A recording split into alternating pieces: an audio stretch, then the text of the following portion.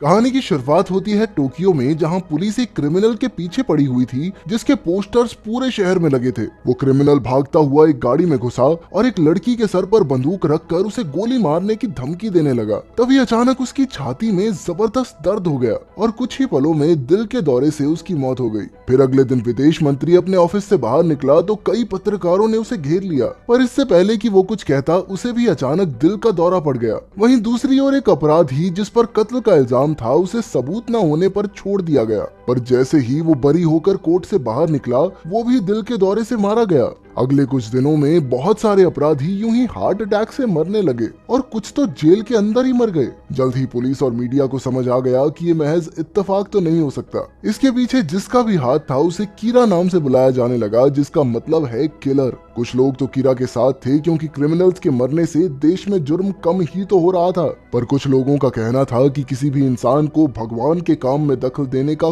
कोई हक नहीं है। कुछ धार्मिक लोगों का मानना था कि इसके पीछे खुद भगवान का ही हाथ है और वो पापियों को सजा देकर धर्म की रक्षा कर रहे हैं। खैर, एक रात खबर आई कि एक आदमी ने बैंक में घुसकर वहां काम करने वाले लोगों को बंदी बना लिया है। जब लाइट नाम के लड़के ने ये खबर देखी तो उसने तुरंत अपनी किताब निकाली और उस पर अपराधी का नाम लिख दिया। इसके कुछ ही पलों बाद टीवी पर खबर आई कि अपराधी की हार्ट अटैक से मौत हो गई। फिर अगले दिन कॉलेज में लाइट और उसकी गर्लफ्रेंड शियोरी कीरा के बारे में बात कर रहे थे। शियोरी का कहना था कि कीरा कानून को अपने हाथ में लेकर बहुत गलत काम कर रहा है, पर लाइट ने कहा कि ऐसे इंसान का हो सकता है कि कानून से विश्वास उठ चुका हो। कुछ हफ्तों पहले ही उसने पुलिस की एक वेबसाइट को हैक करके देखा था कि कई केसेस में अपराधियों को बिना पकड़े ही केसेस को बंद कर दिया गया। फिर एक रात वो एक बार में गया जहां उसने कुछ क्रिमिनल्स को आपस में बातें करते हुए सुना कि उन्हें मासूम लोगों पर जुर्म करने में कितना मजा आता है। जब लाइट उन्हें घूर रहा था तो एक अपराधी ने उसे चाकू दिखाकर कहा कि उनका कोई बाल भी बांका नहीं कर सकता। ये सुनकर शियोरी को भी बुरा लगा, पर लाइट ने उसे पूरी कहानी नहीं सुनाई।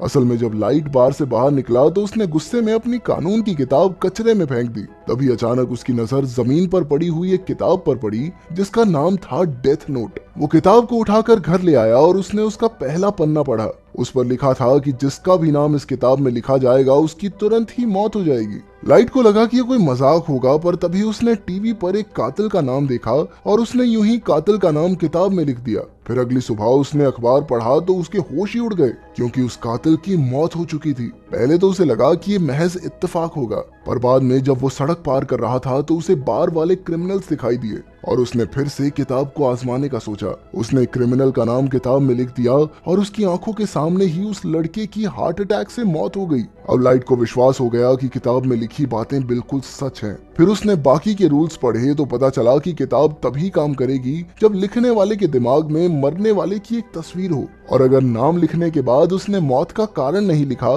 तो बाय डिफॉल्ट हार्ट अटैक से तो बंदा मर ही जाएगा। खैर, फिर जब लाइट घर लौट रहा था तो अचानक र्यूक नाम के एक भयानक से दरिंदे ने उसका रास्ता रोक लिया। फिर पता चला कि वो मरने वालों की आत्मा को ले जाता था और उसे सिर्फ वही इंसान देख सकता था जिसके पास वो किताब हो।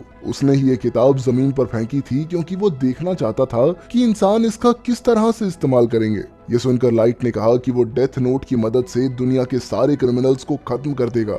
इसके 4 महीने बाद पुलिस अब भी कीरा को ढूंढ रही थी, पर उसका कोई नामो निशान नहीं था। इसके बाद हम डिटेक्टिव सोइचिरो को देखते हैं, जो असल में लाइट के पिता थे।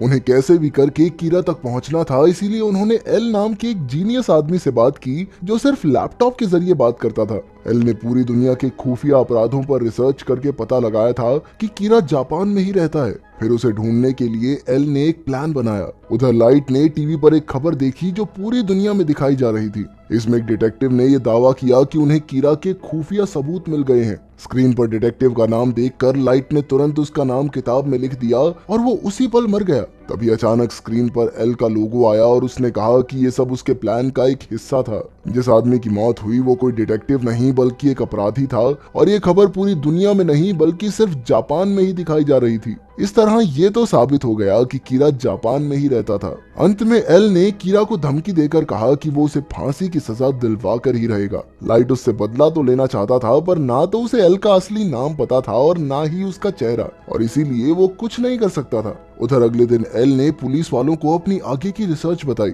जिसमें उसने देखा कि मरने वाले लोग कॉलेज के समय के बाद ही मरते थे। इसका मतलब ये था कि कीरा एक कॉलेज स्टूडेंट है जो क्लास के दौरान लोगों को नहीं मारता। उधर लाइट भी पुलिस सिस्टम को हैक करके उनकी बातचीत पर नजर रखे हुए था। तभी उसे याद आया कि किताब में लिखा था कि वो लोगों की मौत के कारण और समय का फैसला खुद कर सकता है। फिर उसने किताब में कॉलेज टाइम के दौरान का ही समय लिख दिया और इस बार उनकी मौत का कारण भी कुछ अलग लिखा। अगले दिन जब दिन में भी लोग मरने लगे तो एल को समझ आ गया कि कोई तो कीरा तक उनकी बातें पहुंचा रहा है। अब एल ने सभी पुलिस वालों और उनके परिवार पर नजर रखनी शुरू कर दी।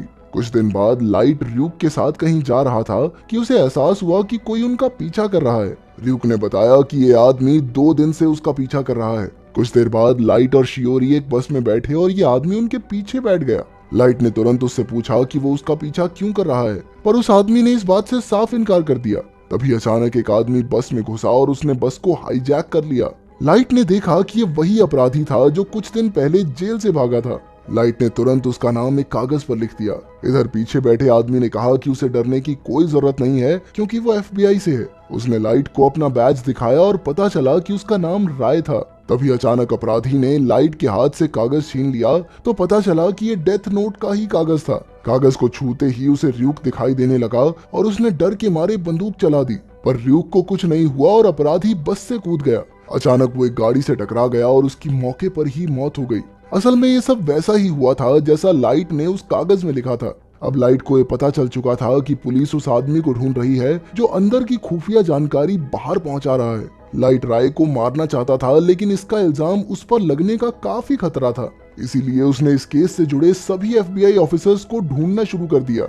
उधर राय अपनी पत्नी नायोमी से मिला और कहा कि वो आज बाहर नहीं जा पाएंगे। इसके बाद राय वहां से निकल गया तो नायोमी को उस पर शक हुआ और वो भी उसका पीछा करने लगी। जब राय ट्रेन में घुसा तो नायोमी ने देखा कि उसने एक एनवेलोप निकाला जिसमें कुछ कागज और एक रेडियो था।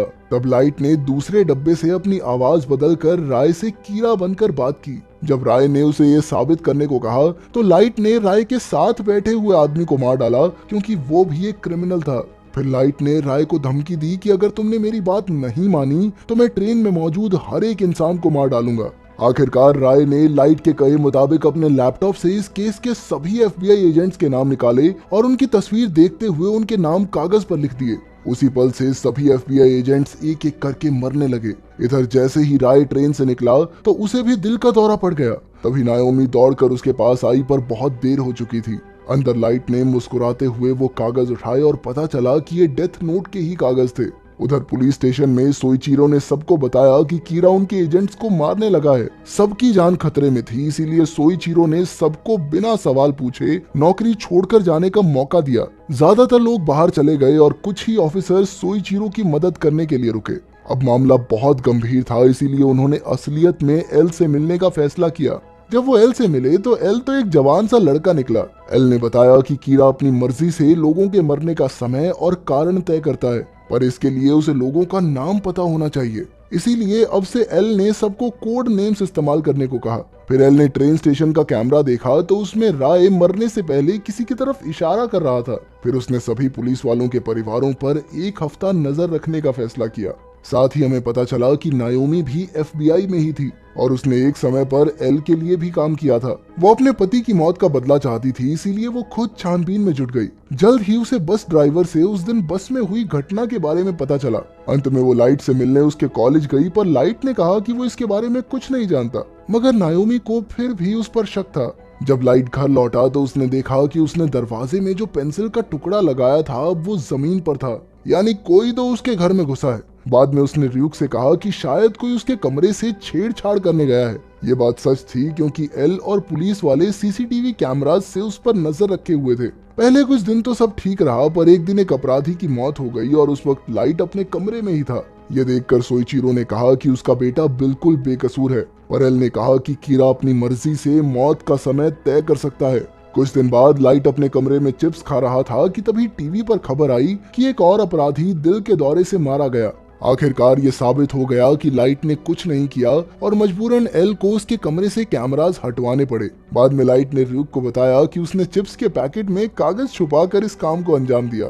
उधर नायोमी ने एल को फोन करके कहा कि उसके पास कीरा के खिलाफ सबूत है। इधर लाइट शाओरी से मिलने एक आर्ट गैलरी में पहुंचा, पर शाओरी तो नायोमी के कब्जे में थी। नायोमी ने लाइट से कहा कि उसे कबूल करना होगा कि वही कीरा है, पर लाइट इस बात से इनकार करता रहा। तब नायोमी ने उसे अपना असली नाम बताया ताकि लाइट उसे मारने की कोशिश करे और ये साबित हो जाए कि असल में वही कीरा है। तभी लाइट ने अपना पेन निकाला और एल ये सब कैमरास से देख रहा था। जल्द ही पुलिस आ गई और शाओरी लाइट की तरफ भागी। इस चक्कर में नायोमी ने लाइट की जगह शायोरी पर गोली चला दी और उस बेचारी की मौके पर ही मौत हो गई। इस जुर्म के पछतावे में नायोमी भी जिंदा नहीं बच पाई और वो भी मारी गई। बाद में र्यूक ने जब लाइट से बात की तो पता चला कि वो तो बिल्कुल भी दुखी नहीं था, बल्कि ये सब तो उसके प्लान का हिस्सा था ताकि उसका नाम केस से पूरी तरह हट जाए। असल में लाइट उस चर्च में गया था जहाँ राय और नायोमी की शादी हुई थी। वहां से उसने नायोमी का असली नाम पता लगाया और फिर उसने अपनी मर्जी से उससे ये सारे काम करवाए। ऐसे पत्थर दिल इंसान को देखकर तो र्यूक भी हैरान हो गया। खैर, अपना नाम साफ करके लाइट शाओरी की मौत का बदला लेने का नाटक करने लगा। तब सोइचोरो ने उसकी मदद के लिए उसे एल से मिलवाया, जो वहीं चिप्स खा रहा था, जिसकी आड़ में लाइट ने अपने प्लान को अंजाम दिया था। वहीं दूसरी ओर मीसा नाम की एक लड़की एक गुंडे से पीछा छुड़ाकर भाग रही थी कि अचानक वो दिल के दौरे से मर गया। तभी मीसा को जमीन पर वही किताब डेथ नोट पड़ी हुई मिली और यहीं पर कहानी खत्म हो गई।